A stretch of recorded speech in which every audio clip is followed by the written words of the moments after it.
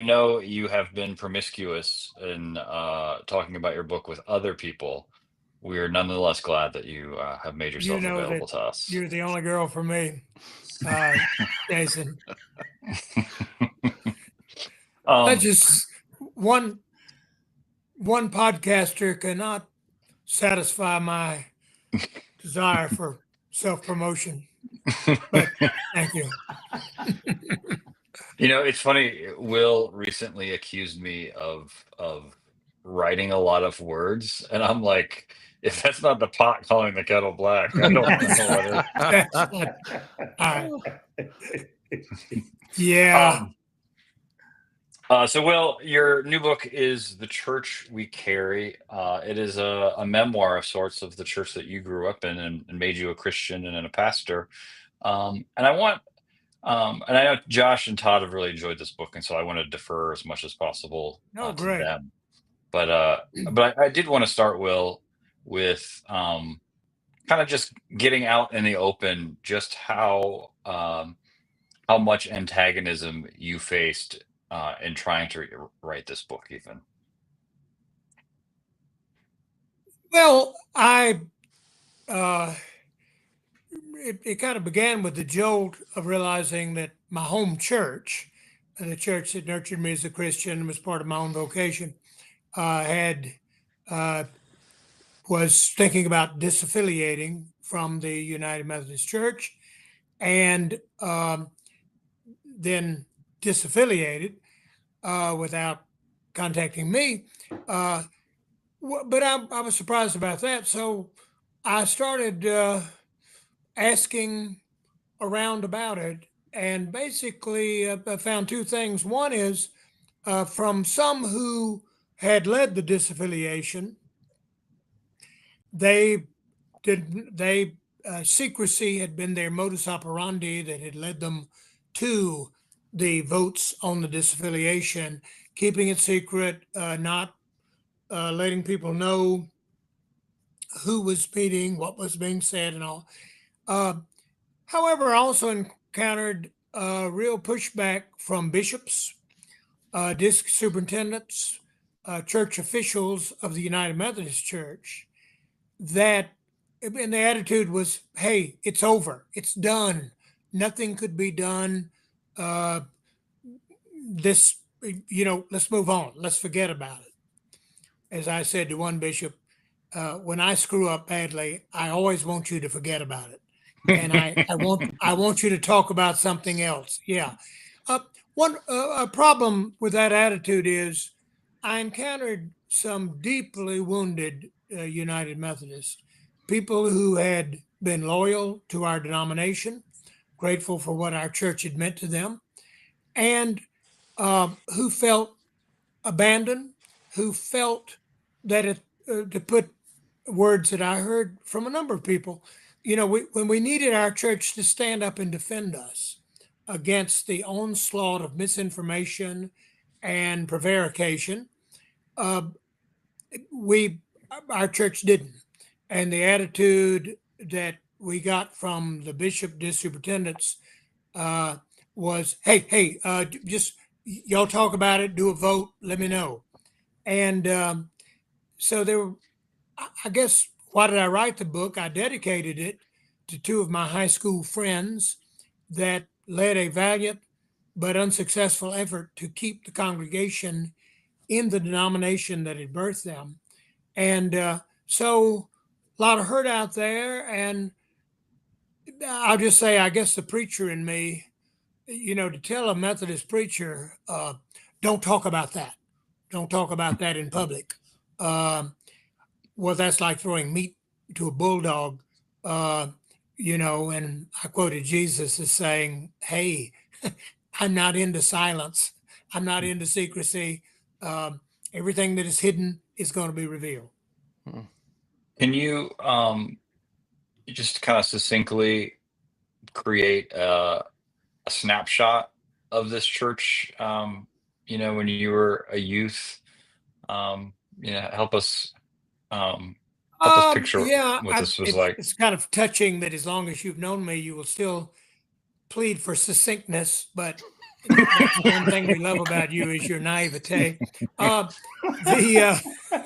the it was a big downtown rambling mainline mushy kind of Methodist church, and it was a wonderful church to grow up in.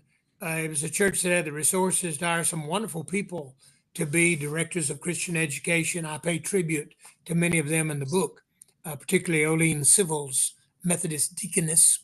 And it was a church. The via media, middle of the road, was kind of this church. Not too much this way, not too much the other. And it was unique in that it is a big, vibrant downtown church. Those words are not used in one sentence when applied to Methodist churches anymore. And they, Buckham Street, my home church, had succeeded in doing church in such a way that they enticed white people from the suburbs to come into church in an urban setting on Sunday morning. And that was quite an achievement that doesn't find many counterparts except in a few places. And so that was my home church, to which I was indebted. I do in the book a lot of quoting from my past books. I went through my past books and noted where I had referred to my home church. And I was surprised, in like a dozen books, I had reminisced about growing up in this church that made me Christian. And in the book, I talk about how a lot of my own intellectual theological trajectory could be ascribed to either affirming the faith that I received at Buncombe Street, or either rejecting that faith that I received at Buncombe Street. In fact, in the book, I noted that a lot of the criticisms lodged against the denomination by the disaffiliators, terrible word, that were criticisms I had made in writing 20 years before them about the weaknesses of mainline Methodism, moderate. Yeah. Guys, step in. Well, I think that's a good place to ask. You quote. You have a quote from Flannery O'Connor in the book that says, "It seems to be a fact that you have to suffer as much from the church as for it. But if you believe in the divinity of Christ, you have to cherish the world at the same time that you struggle to endure it." Why do you think you endure and others have to be schismatic, have to break away? Well, Stanley Hauerwas has said about me on more than one occasion, I just cannot, I don't understand your kind of affection for the church, United Methodist Church and all. One is the church where I met Christ, and but also I have been privileged to get to see the United Methodist Church at its best. Thing I loved about being bishop was to get to see the church in little out of the way Alabama Crossroads doing some amazing things. All the more amazing because nobody ever heard of that congregation or that church, and yet they were being spectacularly faithful, in my estimate. And I grew up in a one-parent family. As I said, I realized the church was mother, father to me in fascinating ways, and so I bear that affectionate debt to them. At the same time, I got to see, I had a privileged position for seeing the church at its worst. And I've long had a like a fascination with novels. I'm thinking about Joanna Trollope's novels, uh, uh, Barbara Howard's novels that show the church in all of its. We're sinners. We're a group of sinners. We are those convened by Jesus Christ, sinners all around his table. And yet, I think the church taught me even to love that, to love Jesus all the more for the fact that he had assembled this group of sometimes faithful, often not people. Uh, I will say too that I think maybe one thing that made me different from some of the schismatics was I think many of them had received some erroneous views of the church. For instance, when disaffiliates say to me, and this has been said to me a number of times, I'm just so tired of the argument. I just, the division. I want to be in a church where we're all on the same page and we're all working together, believing together, praising the Lord together.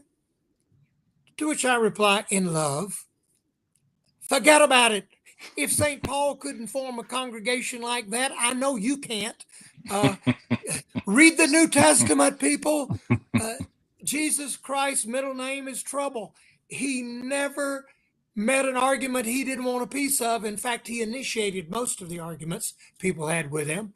It's called following Jesus.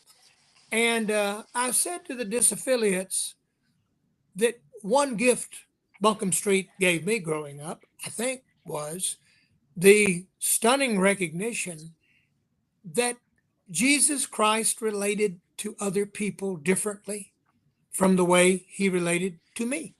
Hmm. And I learned that at an early age with my fundamentalist youth counselors who refused to use United Methodist curriculum and were felt basically pushed out, went to another church because of that. I learned at an early age my experience of Jesus can be markedly different than others' experience. And that means that there will be disagreements, there will be arguments. As I say, well, Jesus told me to, and people say, what? Jesus would never tell anybody like that, something like that. And so that to be in the church means to affirm that. I opened the book with two sermons that I preached at Buncombe Street at the pastor's invitation before I was persona non grata there. And I thought both of those sermons are kind of, hey, at this big rambling mainline mushy Methodist church, I learned an important lesson, and that Jesus keeps an unruly table. His invitation, when he says, when it is said in 2 Timothy, God desires all to be saved, he really meant all. And he meant, and I'm grateful if Buncombe Street gave me that at an early date, because if Jesus Christ didn't save sinners, and if he didn't invite an unruly crowd to follow him, I wouldn't be here. Will is the lone non-Methodist on this call. I want to say that one thing that I really found helpful for a Southern Baptist is that you describe universals, and what I mean by that is Bill J. Leonard in his last and Only Hope said that the Southern Baptist Convention will never split; it will splinter. And if there's been any truth about the description of what's happened in our denomination, that has been true. So we've never had sort of a very highly visible schism, even if the Cooperative Baptist Fellowship, formed in 1991. It's still we always like to look over the fence and go, glad it's you and not me. but what's been true in my reading of your book is that I think it has a universal appeal in that there have to only be a few who've not had that experience that you described. That is carrying a church that was such a critical and important part of life, and then to watch it go through various phases of maybe great success and then significant trouble, and so I didn't read it in that vein of I really read it as a recognition of the humanity that is at work across all denominations, connected or otherwise. I refuse to allow you to make me feel bad about Baptists being the foil from time to time in the description of where you're charitable. Was going. And I really wouldn't have gotten into Baptist stuff had not a key participant in this whole drama was boasted of being more Baptist than Methodist, and that seemed to be a theme running through things. That and it's Greenville, South Carolina, where they're more Baptist than people, and True. So you kind of can't talk about Greenville, South Carolina without reference to Baptists. And I hope my references to Baptists were, some of them were in jest, but also just saying, Wesleyan Methodist Christianity is a hard project to sustain. Mm-hmm. And congregationalism, congregational voting, independent clergy, that maybe I'm being unfair, but I think in our culture that kind of is easier than Wesleyan, connectional, itinerant, Episcopal Christianity. And I think my home church showed that. And but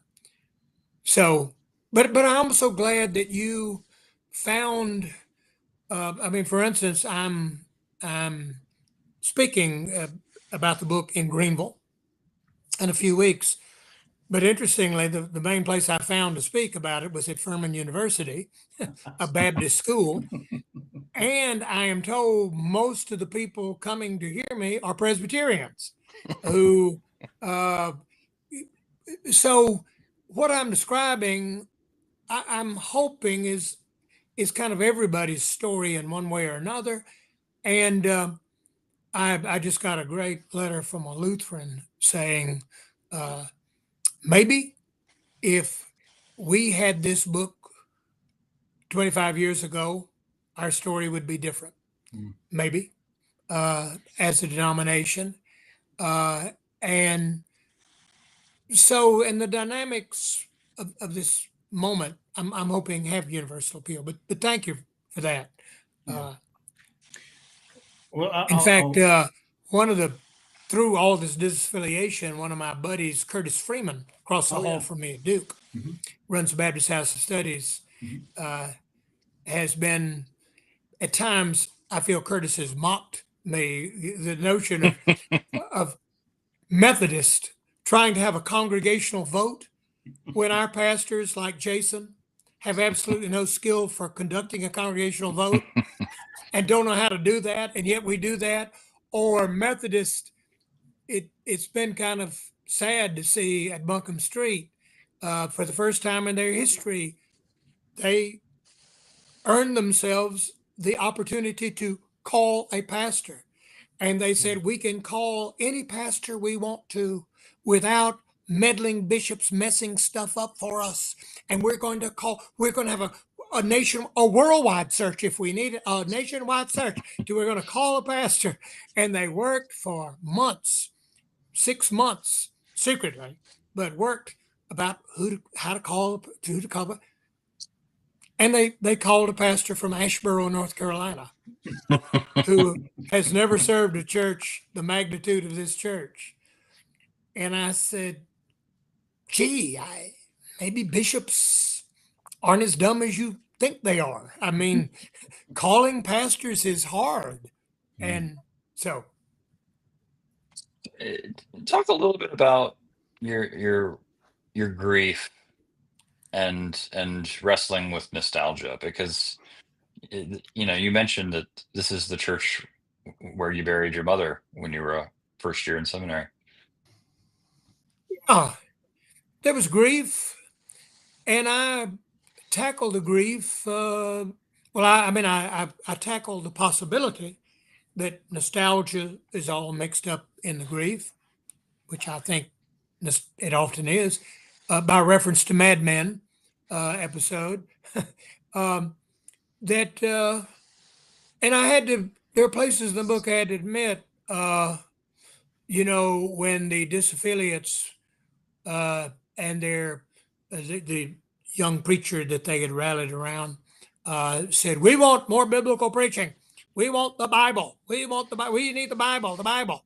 Not the parts of the Bible that challenge our affluent lifestyle, but the other parts of the Bible. We want the Bible. And I had, as I kind of mocked them, I said, "Wait a minute. How biblical was the preaching I grew up with at this church?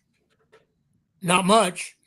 And even the preacher that I challenged that had such an impact on the congregation, allegedly, when I really took issue with his biblical interpretation, I listened to 120 of his sermons online. Well, I had to say, he wants this congregation, and he was very critical of the congregation in his sermons from time to time, but he wants a more vibrant, truly committed, Bible-focused congregation with a strong mission emphasis. So do I. So did I.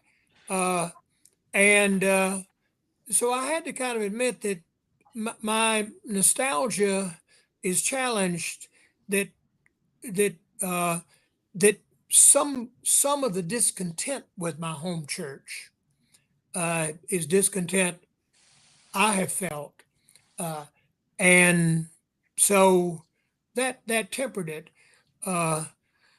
Here, you wouldn't understand this, Jason, because of your nativity, but I'm from South Carolina, and for me and people like Fleming Rutledge or Stanley Hauerwas, the fact, it explains a lot.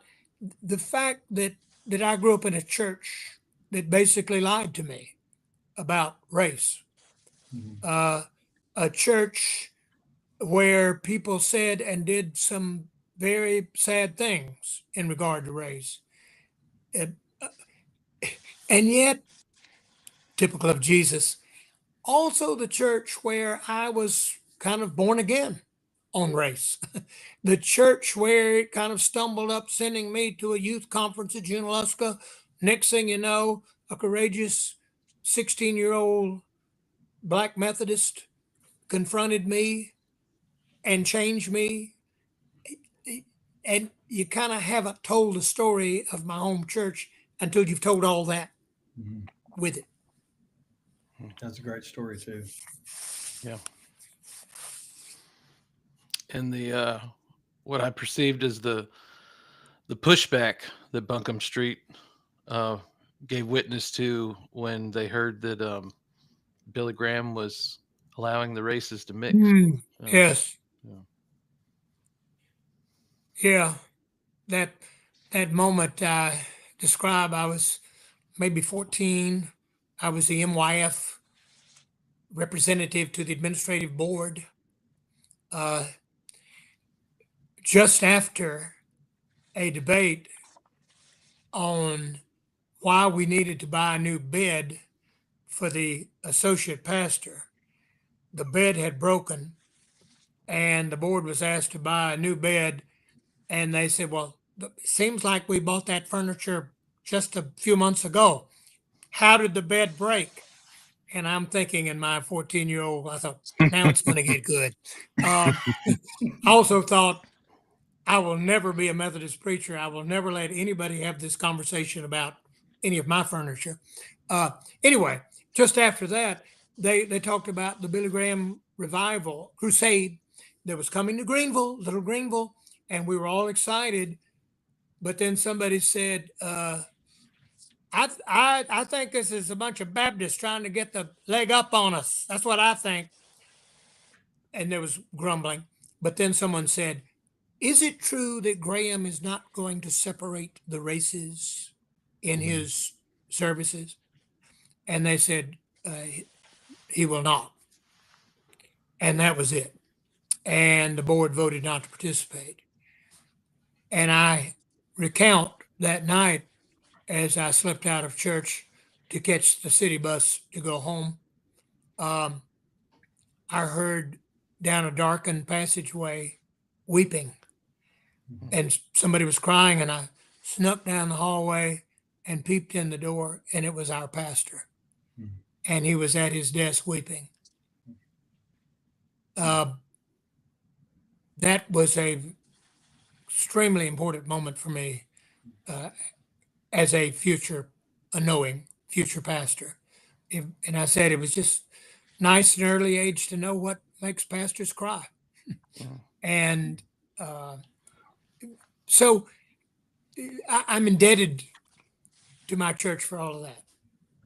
Well, In fact, one of the things that I think has made me different after doing this book, or is reinforced in me, I'm teaching my introduction to ordaining leadership class at Duke for the last time this fall after a 50-year run in this class. Anyway, one thing I am really going to hammer is if you're a preacher in Jesus' church, you better learn how to manage conflict. You better learn how to embrace conflict, to see conflict not as a negation of your ministry, but an affirmation.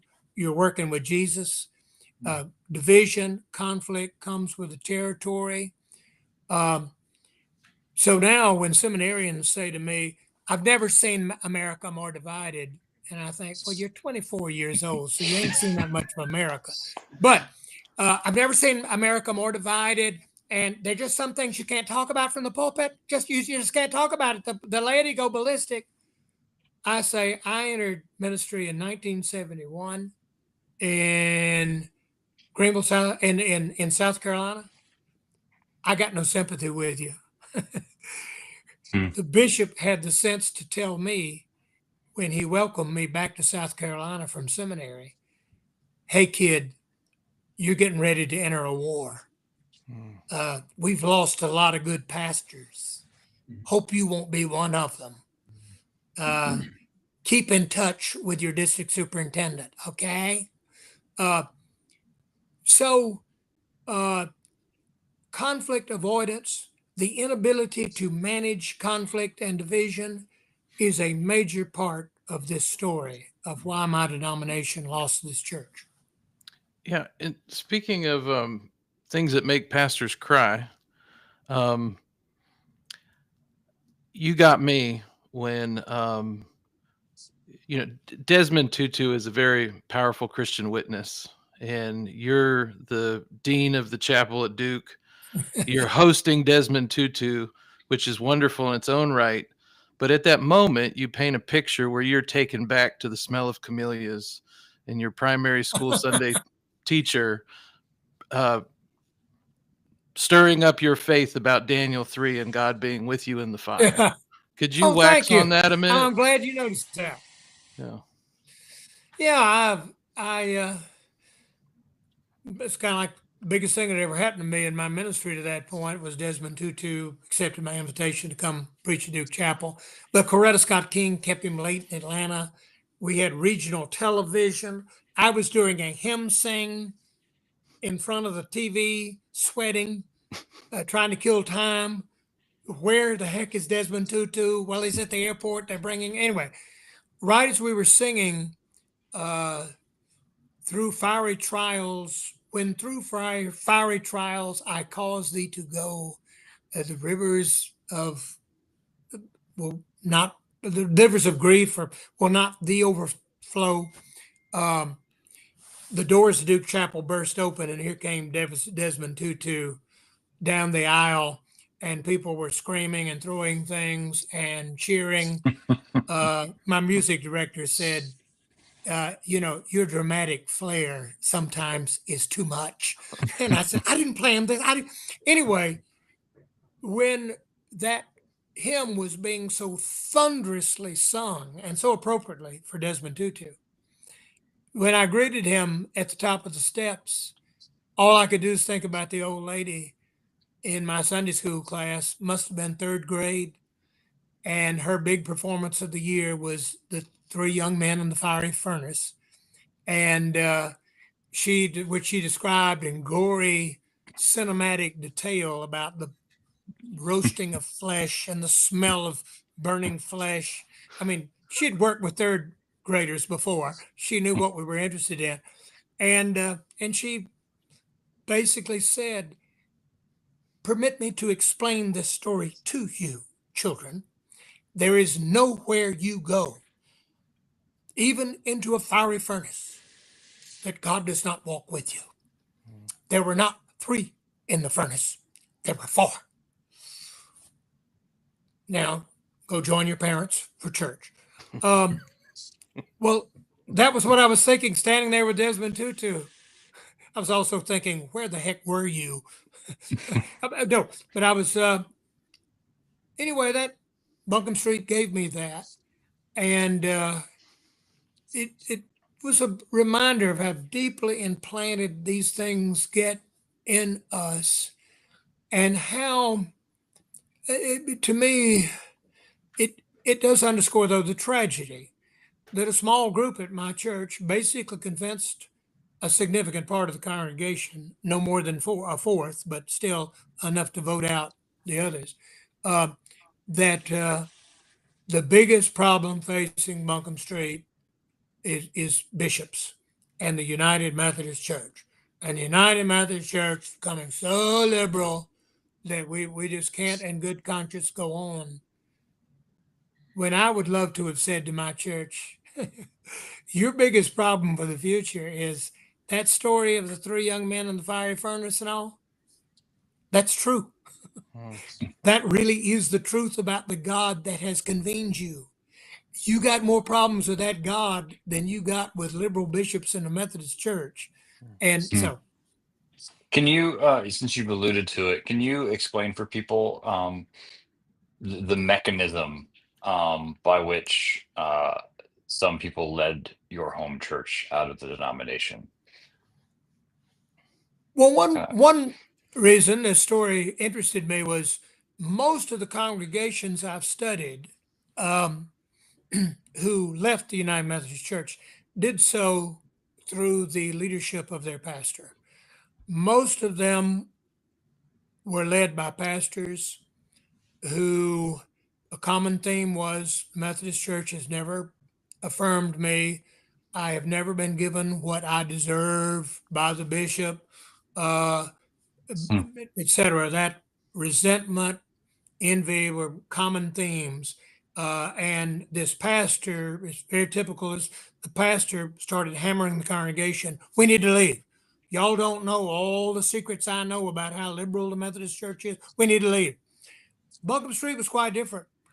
They never had a pastor who urged disaffiliation.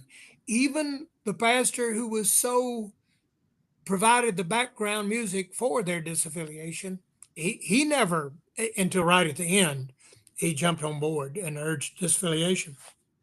It's a group of lay people. They were a group of lay people, a couple of them right-wing political figures, a high percentage of attorneys, basically started having secret meetings, then sending out anonymous emails to the congregation. This modus operandi I found out from the book Steeple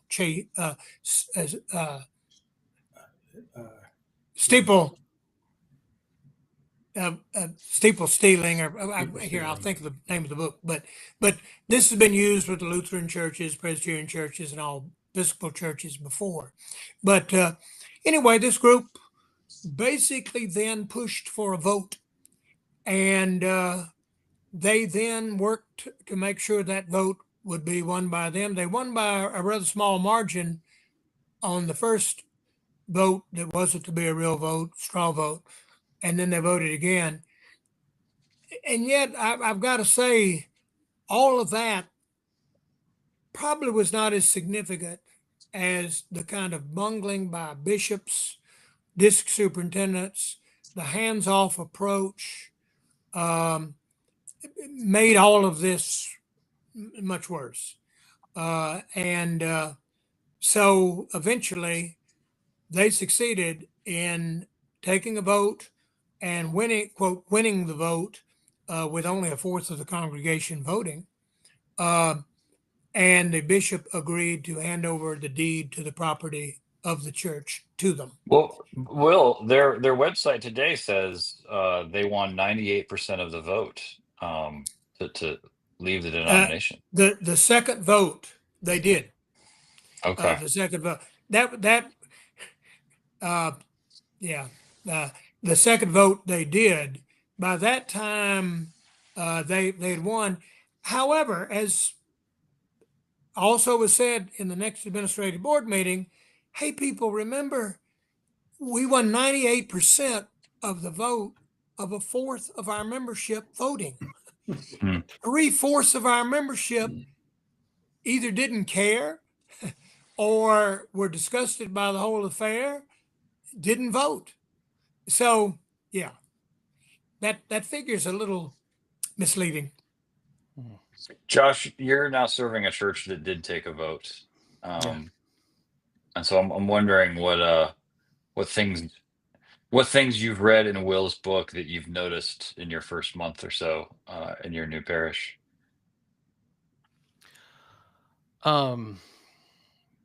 Will, you have a comment in your book about a conversation with Lyle Schaller that says there's no such thing as a large church. It's just a big building with a bunch of small congregations in it. Yeah. I think of all the constituencies that I've come across so far. Yeah. Josh, did Jason say you're in a congregation that did take the vote or didn't take the vote? Or they did take a vote. The congregation that I'm appointed to remained, but they did have a break-off group. Yeah.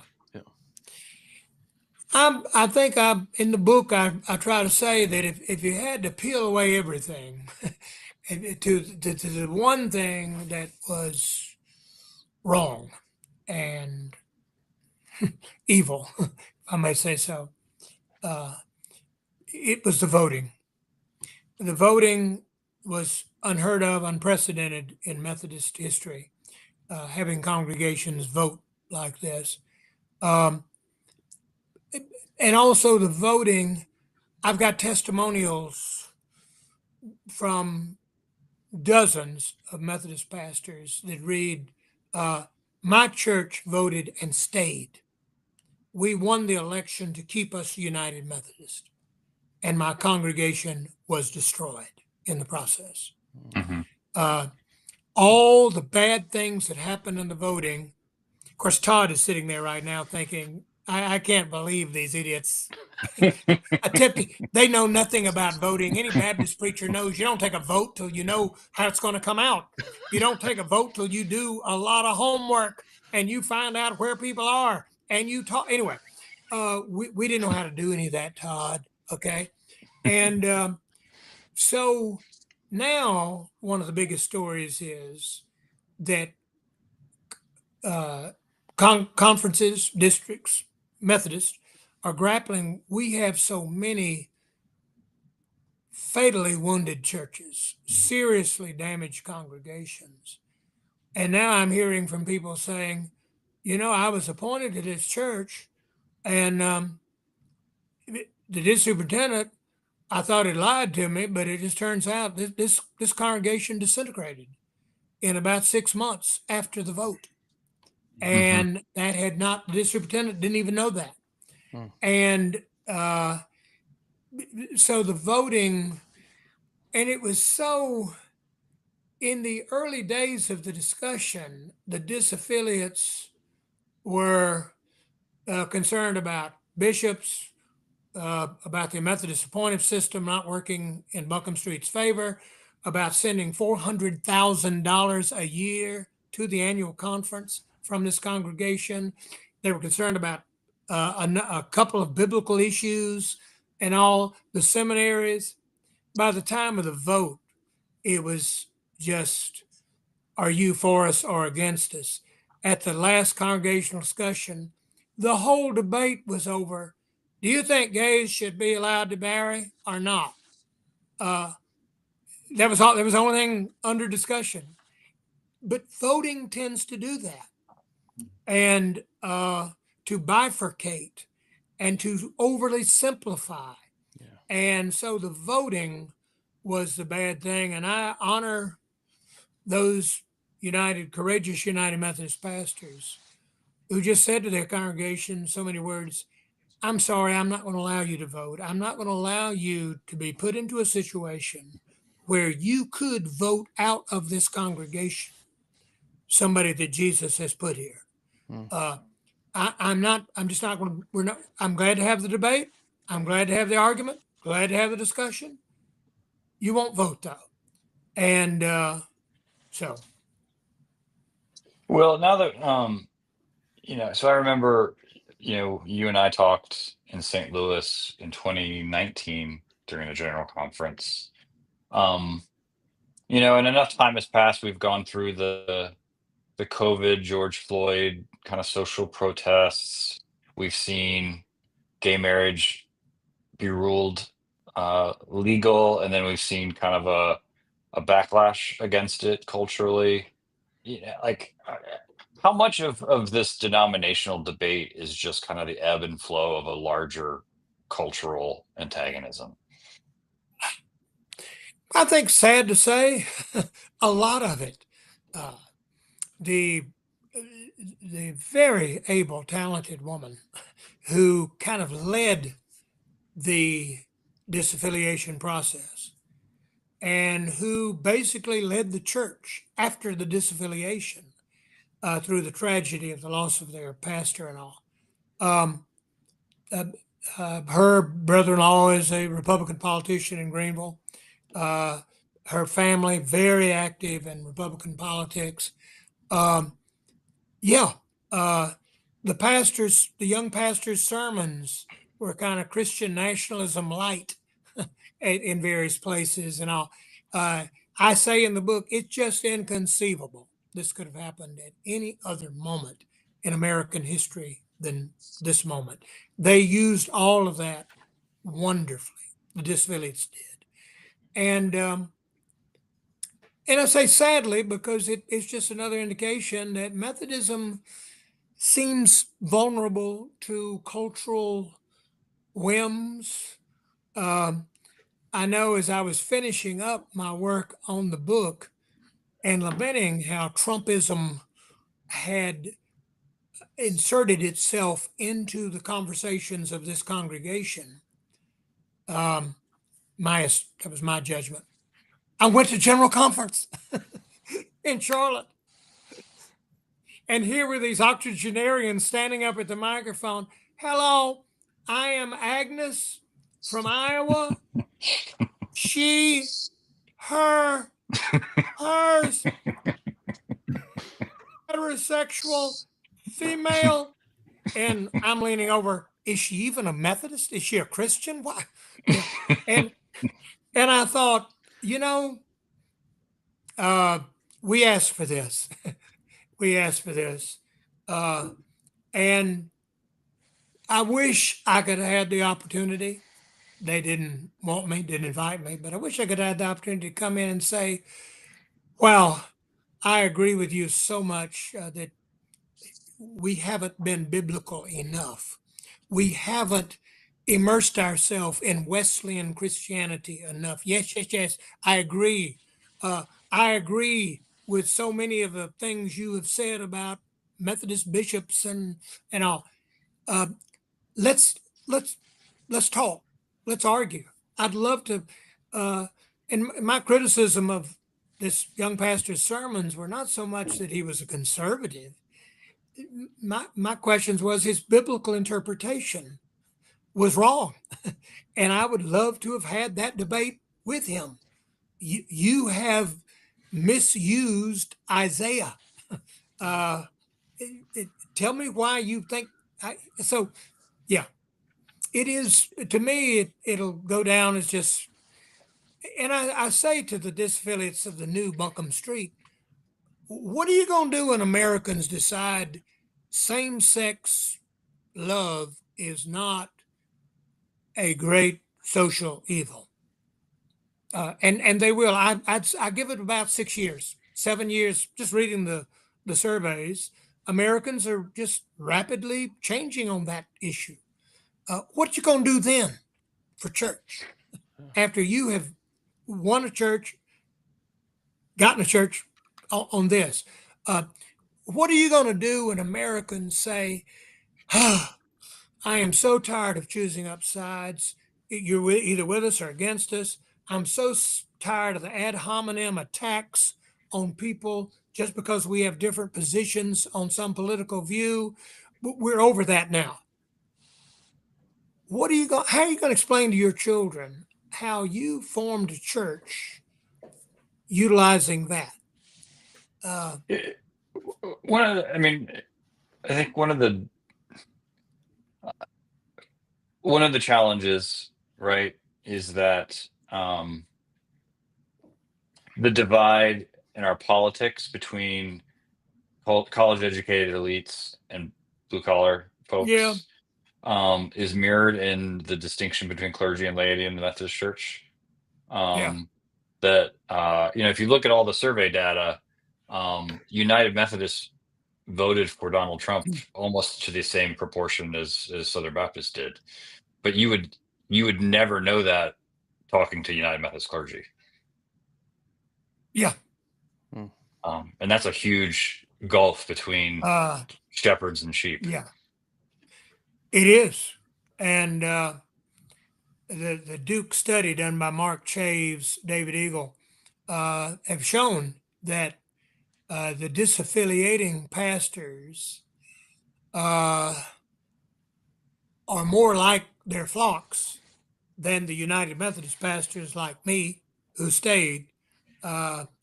Yeah, that's a challenge, and I'm and a couple of readers of my book criticized me for not being tougher on the disaffiliates, and I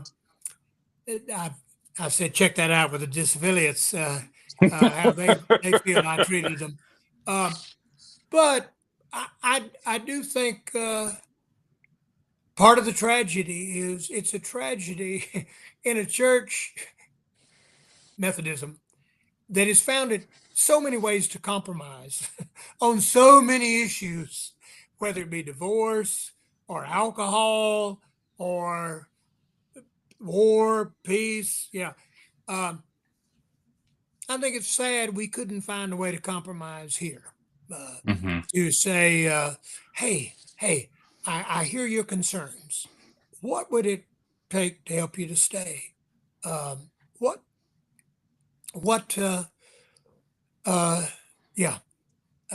And one of the sad things is that I have encountered, I encountered it yesterday from a person who said, no, I'm not going to read your book because, frankly, I am so glad those right-wing, homophobic, hateful people left.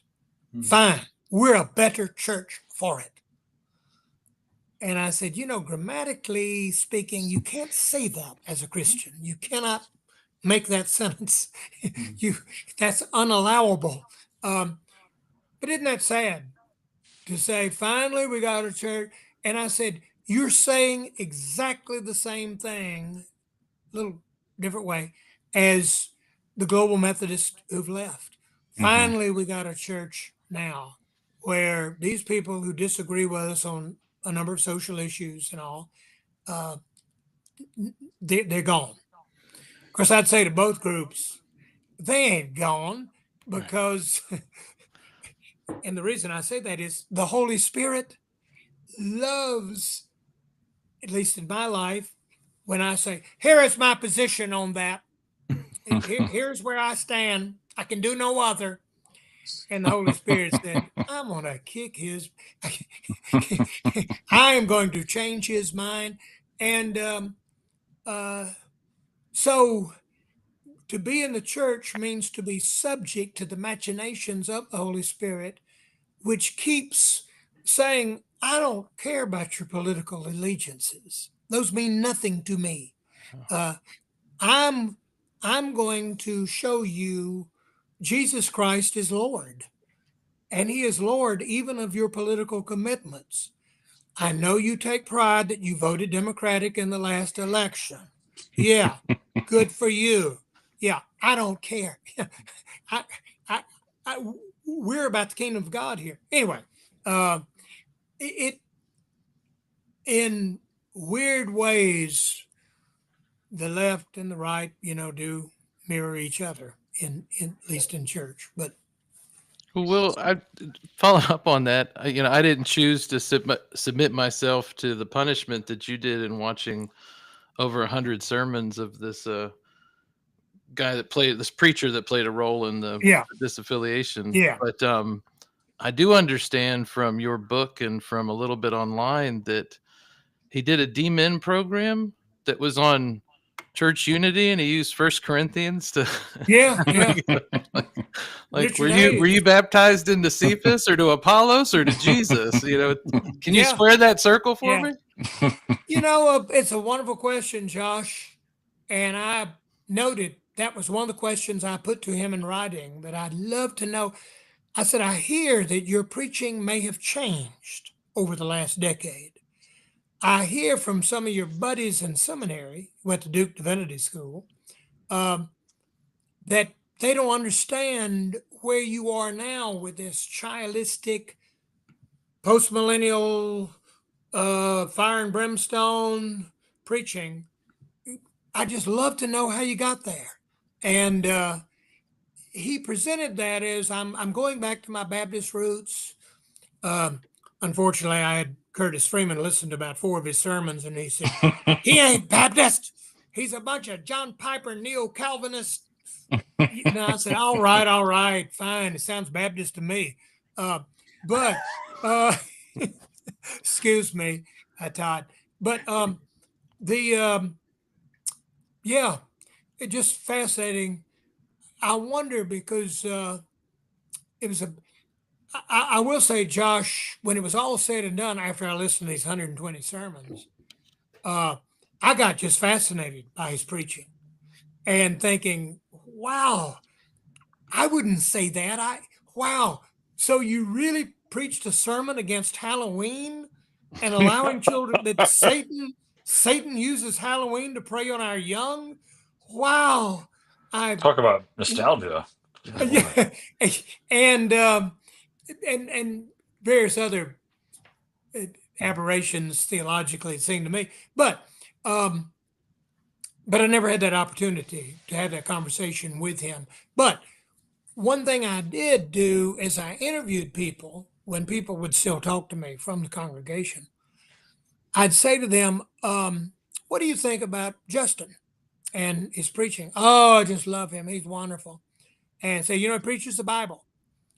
And I said, okay, he preached 2 sermons this fall on the rapture. And say you're driving down Wade Hampton Boulevard and Jesus returns. You, of course, having accepted Jesus as your personal savior and publicly confessed your sins, you're raptured to heaven. Your spouse, of course, goes straight to hell. So that's how you read the story. And said, I never found one person who agreed with that.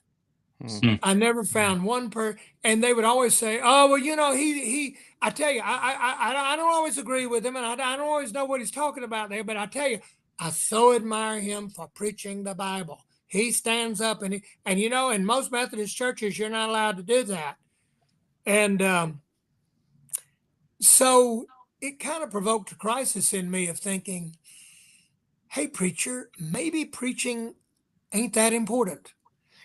Maybe other factors determine the significance of a sermon, factors other than Bible or theology, interpretation. Maybe it's your personal relationship with the preacher. Maybe it is the emotional tone that the preacher conveys." That kind of shook me. Well said. Or I mean, one of the ways I've always heard that too is that, like, you know, if you spend time in the pulpit talking about anything but the gospel, it makes people vulnerable to things that appear biblical. True. Yeah. I can, there are a number of, I know the preacher took great pride in saying, "I talk about sin. Sin. Yeah, I said it. I know we're Methodist. You haven't heard that in the Methodist church, have you? Sin. Sin." Well, he had a rather small list of sin that he hammered on. But, you know, I remember Karl Barth noting you should be very careful to talk about sin because, one, is my interpretation of Barth. One, people will think they know what you're talking about, and they probably don't, because Christians have some very odd definitions of sin. Two, the sermon is going to sound enough like a biblical sermon to lure you in to some really erroneous notions of God. And so I think that was what Jason was pointing to. And however, the antidote to that is not to not talk about the Bible. Is not to talk about the Bible. Not talk about the Bible. And and maybe his preaching did show people, Methodists are hungry. I know I heard him preach this wildly apocalyptic sermon about it's Advent. You know what they're talking about here, people, with the sun and the moon and the stars? They're talking about the end. You may walk out of this service and suddenly the sky be dark, you know, and it will be the end. Are you ready? Are you ready for the end? And I thought, "Oh, give me a break." So I tuned in the same Sunday. The senior pastor was in the traditional service, and the senior pastor said, "It's Advent. Are you experiencing the joy in your life that God intends for you?" What do you read? That says that Jesus says, "Look at the signs of the times." And I look at the signs of the times, and I confess I don't always feel joyful, but Jesus wants you to be joyful. And I said, "Oh, God, help me. If I had to take the post-millennialist rants at the early service, that at least evokes something from me. I could at least go home mad, or I could at least say, wow, and you have a degree from Duke Divinity School. Wow." No. So I think it important. I know years ago, I was asked in front of cameras, do you think this church growth movement really is faithful? Is this idea of growth is everything, butts in the pews? And I said, I'd like to answer that question, but unfortunately I'm a United Methodist, and we've lost 2 million members since I was ordained. And So anything I say in response to that question is going to be suspect. So ask a Baptist. They're still growing. Well, I do think, I hope in the book I tried to be fair and tried to do everything I could to get into the minds and hearts of those who disaffiliated and did this to my church.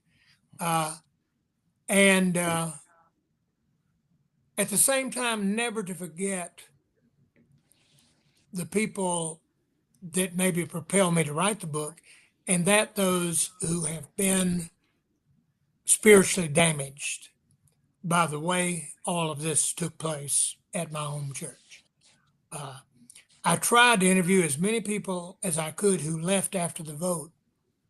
And a good number of them left and have started a new United Methodist Church across town. And I spent a weekend there and a lot of angry people there. But I'm haunted by the people who said to me, I will never be United Methodist ever again. Mm-hmm. My church had one opportunity to stand up for itself, to defend our church against its detractors, and they refused to do so. Yeah. So that's enough of United Methodism. But even more haunted, I can name 3 or 4 people who said to me, I will never walk into another church again. I've made other arrangements for my funeral. To see fellow Christians choose up sides and vote, to see Christians stand up and weep and say, my wife's ashes are in the columbarium. My family has been in this church for 3 generations. We took a vow to be loyal to the United Methodist Church, and to see them vote that man out. I'm sorry. I've had enough of church. Mm-hmm. That haunts me. Well, I wonder I'm sure we got to wrap up soon, but I'm wondering, you close the book with a quote from Annie Dillard and talking about the place of memoir and what that does to memory. And as we're talking today, I'm thinking, I don't know why this is visiting me, but thinking about the people of God post-exile. And what would you, I'm not asking for advice, but maybe just counsel on, for the people that remain, what's the place of memory in the church today, and how do we handle that carefully as we move into the future? Wow, Josh, wonderful question. I think, I'm learning there are a lot of people who think you can get through grief. You can get through painful moments by not remembering, by not talking. And as I said to a bishop who said to me, I wish you hadn't written this book. We don't need all this stirred up. We need to move on. It's time to move on. And I said to him, I am moving on. And I'm moving on the way people in grief move on. They tell stories. They reminisce. They remember. And a way not to move on is to just be silent and hope things will drift away. I think truth is essential to recovering from grief. I think truth is essential to moving on.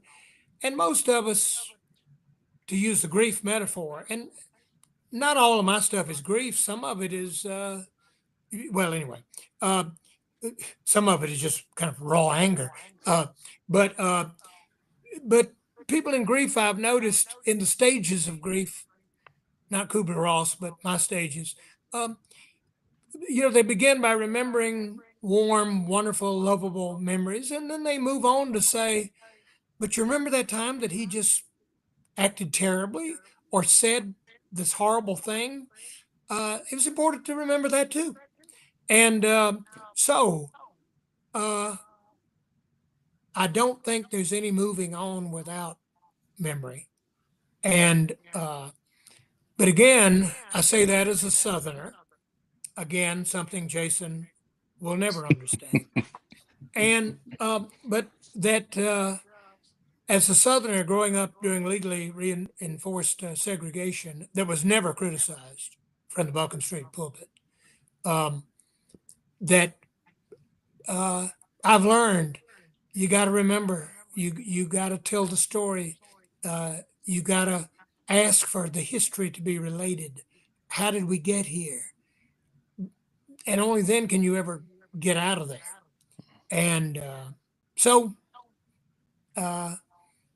I think it's important. I've been amazed before I started writing the book, I looked through the literature. There is no literature to speak of, no studies, particularly no studies of congregations after the split in the Lutheran Church of America, the PCUSA, the Episcopal Church. I think for the reason that many hope, look, thank God it's over. We're done. All right, they're gone. They're gone. Let's move on. I just don't think that's good enough. And a church historian, Lauren Winter, told me, you need to save every scrap of these interviews, of all this material, because historians, this will probably be remembered as the most momentous time in North American Protestant history. And eventually people are going to want to know about it. So, Well, I'm glad you allowed us to peer into it. Thank you. Right. gosh, thank you, Josh. Thank you. Yeah. Thank you for Yeah. thank you for writing this book. Yes. Thank you. Thanks, Jason. And thanks for talking about it. I'm so excited. I was excited about this podcast, Jason, but I have been invited to be on the guy, I quote him in the book, a nasty thing he said about me in the book on his podcast.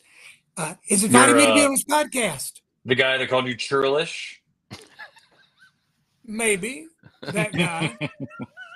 No, I in all seriousness, I've said this to many different people, but I think your most important gift to the church in terms of being a Wesleyan too is presenting following the risen Jesus as an adventure. And so you've given us a portrait of a church from your past without letting go of we have to focus on what's ahead. And so well done. Thank you. Thank you. Thank you. I wanted the book to be appropriately Christological. And so therefore, at the end of the book, when people say, well, what is the hope now? You told this story, got some bad moments in it, a great deal of loss here. Where's the hope? I said, well, there is none except Jesus Christ. We're not going to get it together in American constitutional democracy. Have you noticed? No, our hope is in the name of the Lord. And the fact that I say there, it just hit me one day. It's not a wonder that a church split. It's not a wonder that a bunch of people felt alienated from their congregation. A bunch of people were unhappy with the denomination. That's not news. The wonder is that there was a Buncombe Street in the first place. There was the wonder is that a group of women got together in a living room on Main Street in Greenville, South Carolina, in the very early 1800s, after a visit by Francis Asbury to town, and said, we ought to start a Methodist church. Let's pray about it and see what we can do. Martha Turpin's living room. That's the wonder. And the wonder is that somebody like Yeah. me could have been part of that. That's the wonder. Speaking of Flannery the hope. O'Connor, you had your own Mrs. Turpin. Yeah, you picked up that reference to Flannery O'Connor's Ms. Turpin, or yeah. Well, let me don't log out here. I'll press stop.